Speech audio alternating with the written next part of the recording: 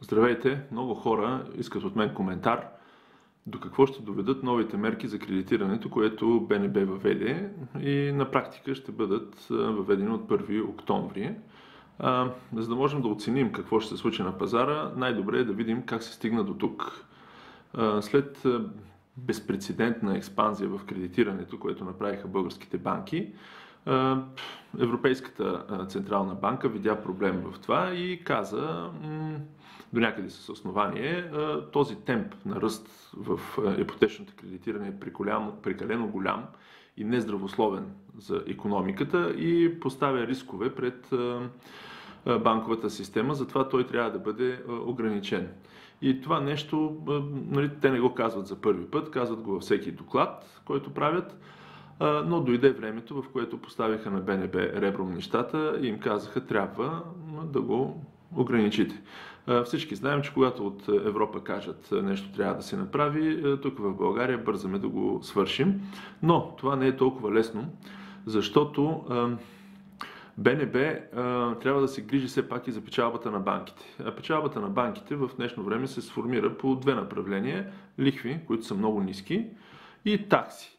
Но пък за да получаваш такса, първо трябва да отпуснеш кредити, иначе никой няма да иде доброволно в банката и да каже, ето ви тази такса, събирайте я. Тоест, таксите и кредитите са пряко свързани. Печалбата на банката не е толкова от лихви, колкото от такси.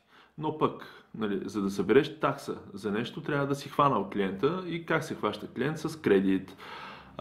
Нашите банки, в други видеа сме коментирали, имат страшно голям ресурс, с който да финансират. Просто защото българската икономика е така структурирана, че ако си изкараш парите от банката и ги вложиш в някакъв бизнес, вероятността да ги загубиш е много голяма. Затова хората предпочитат да държат парите в банките и нямат кой знае какви големи алтернативи за инвестиция.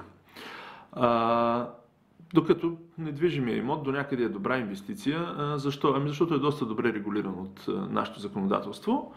И като го купиш, лесно се купува, хората са свикнали с това, знаят как, добре е защитен, не могат да ти го откраднат, не могат да те рекетират и предпочитат за това хората да купуват недвижими имоти. Голяма част от тях го правят с кредити, което, както казахме, не се харесва на Европейската централна банка. Тъй. И сега БНБ е в една много незавидна позиция, трябва да охлади кредитирането, но ако го направи, това ще повлияе директно върху печалбата на банките, които имат 2 милиарда печалба, 2 милиарда и 100 милиона мисля, към 6-месечието на тази година. Не е никак лоша тази печалба, на Запад не могат да се похвалят с толкова голям процент печалба, както в България, но там и законодателството е различно. Но това е друга тема. Така, БНБ трябва да го охлади, но без да го охлажда, ако мога така да кажа. Тоест, прибягваме към старата традиция да направим нещо, да замажем очите, пък то може да се размине като проблем. Може да се размине, може да не се размине, ще установим, но какво направи БНБ? БНБ въведе няколко показателя, които банките са длъжни да изпълняват. Един от тях е, когато отпускат кредитите, максималната вноска може да бъде 50% от дохода ви. Нито повече, нито по-малко. Как беше до сега? По същия начин беше до сега. С малки изключения. Някои банки минаваха и над тези 50%, да речем 60%, но така или иначе, горе-долу това се спазваше като правило и към момента. Така че във въвеждането на това правило, да, може би ще ограничи някои хора от теглянето на кредит, но далеч няма да са толкова много. Второто правило, което го каза, че кредита може да бъде максимум 85% от стойността, от пазарната стойност на имота. Добре, но те и към днешна дата финансират даже не на 85%, голяма част от банките финансират на 80% от от пазарната стойност. Тоест, тези мерки, които БНБ, последната мярка каква беше, кредита да бъде до 30 години, той до сега си е до 30 с едно-две изключения. Някои банки отпускат до 35. Тоест, какво направи БНБ? Създаде една система от правила, която и към днешен ден е така, но каза, че фактически всичко, което е извън тези правила и до ден днешен е било някакво изключение при банките. Но много от анализаторите пропускат да кажат, че в наредбата на БНБ е записано, че са допустими изключения, но тези изключения могат да бъдат не повече от 5% от случаите за този месец, когато работи банката, т.е. когато ги отчита кредитите. Изключенията от тези правила могат да бъдат не повече от 5% от случаите или от портфейла. Ще ви излъжа, трябва да погледна точно как беше в наредбата на БНБ. Но какво искам да кажа? На практика тези ограничения, които така наречените въведи БНБ, те и към днешна дата са си така и няма да повлияят кой знае колко върху кредитирането. Обаче, дали ще повлияят върху цените на имотите? Мисля, че също няма да повлияят толкова драстично. Защо? Поне не тези мерки. Има други фактори, които ще повлияят, но те няма да са свързани с кредитирането. Да, верно е, че ще купиш апартамент, ако имаш пари, т.е. или ако някой ти даде пари, защото без да се извърши транзакция на средства, няма как да се купи апартамент. Трябва да имат парите, трябва да са налични за неговата покупка. Никой не дава без пари. И тук, ако погледнем модела на кредитирането, т.е.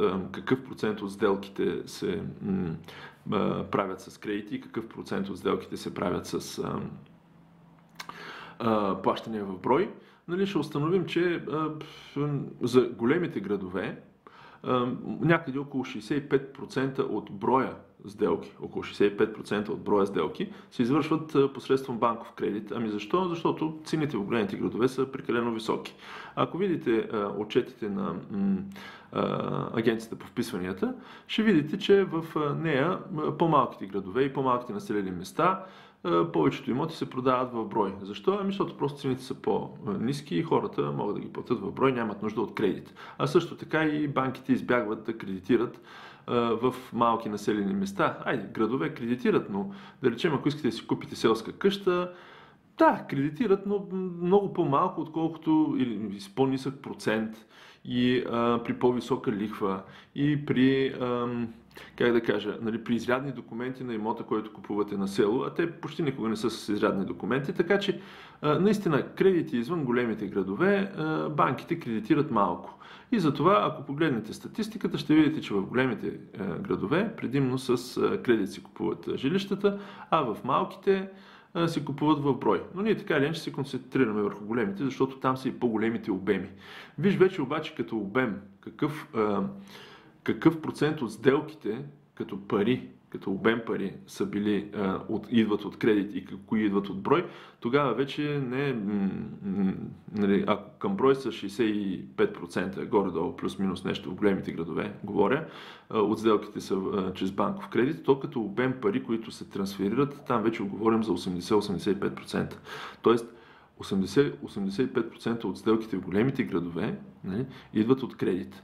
И докато има пари, с които да се купуват жилищата ще се купуват, защото казахме, че те са сравнително една стабилна инвестиция в главата на хората, които искат да си купят второ, трето, четвърто, защото в момента горе-долу са такива. Много малко хора вече си купуват първо жилище в голям град. Почти на всичките е второ или трето, с инвестиционна цел. И до някъде са прави, т.е. искат да разкарат парите заради инфлацията. Оставяме на страни черните капитали, които също се инвестират така, понеже влезе ли еврото, няма да има къде тези пари да бъдат изпрани или тянати, никой повече няма да търси лев, а пък те трябва да се докажат, ако ги изкарат и минат през банка. Така че пазара дали ще бъде засегнат от тези мерки на БНБ, да, със сигурност ще има някакъв спад в броя на сделките, защото, пак казахме, дори към днешна дата, изключенията, те ще бъдат урязани от цялата система. Сега, дали от това ще бъде доволна Европейската банка, не мога да кажа, не съм много сигурен, защото целта е тук да се намали броя сделки, защото експанзията е прекалено голяма и според, както казахме, Европейската банка, това създава проблем пред банковата ни система. Дали го създава или не, ще стане ясно по-натам, но нашите банки са много добре капитализирани. И ако ни приемат в еврозоната и въведем еврото, тогава ще се освободи страшно голям ресурс в нашите банки. Страшно голям.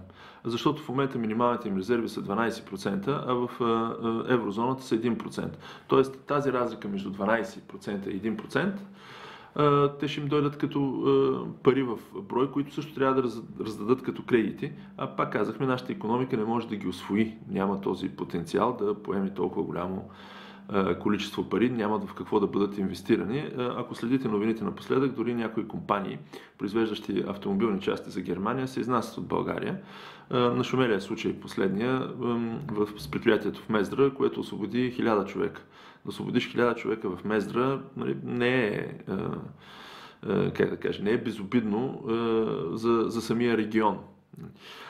Мездра не е много голям град, може би около 12-13 хиляди човека са, нали, да освободиш 1000 човека от най-голямото предприятие, имате предвид, че повече от тях най-вероятно имат и кредити.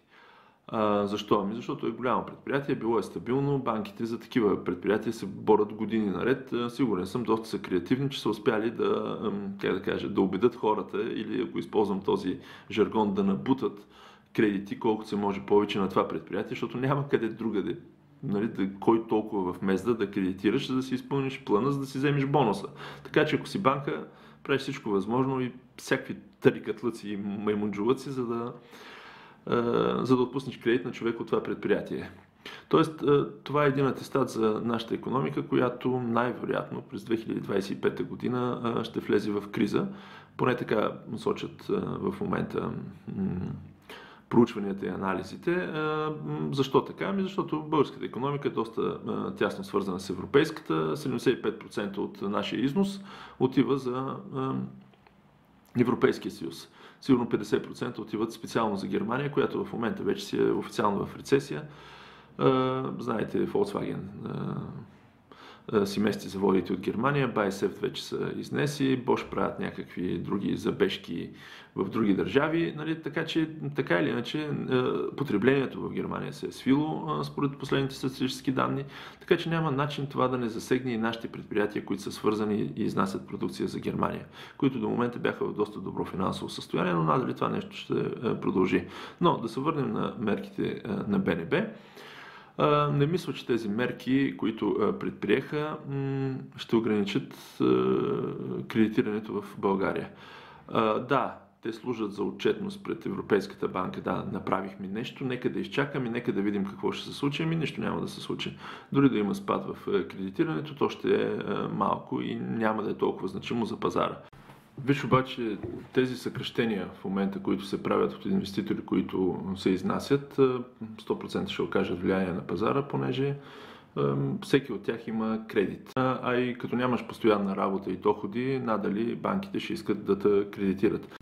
В тази връзка, ако сте собственик на бизнес и забелязвате вече първите проблеми с намаляване на поръчките, с забавяне на плащанията, е хубаво да се подготвите, защото най-вероятно това са сигналите на кризата, които очакваме икономистите 2025 година да дойде в България. Много е важно да преструктурирате кредитите си, да ги предоговорите, ако трябва някой да погасите, нови да изтеглите, но за това трябва да се обадите и да си запазите среща. Ако ви е харесало видеото, моля, абонирайте се за канала, натиснете към банката и така всеки път, когато пусна видео касаещо кредитирането в България, инвестициите, бизнес средата или недвижимите имоти, ще бъдете известявани и ще получавате информацията.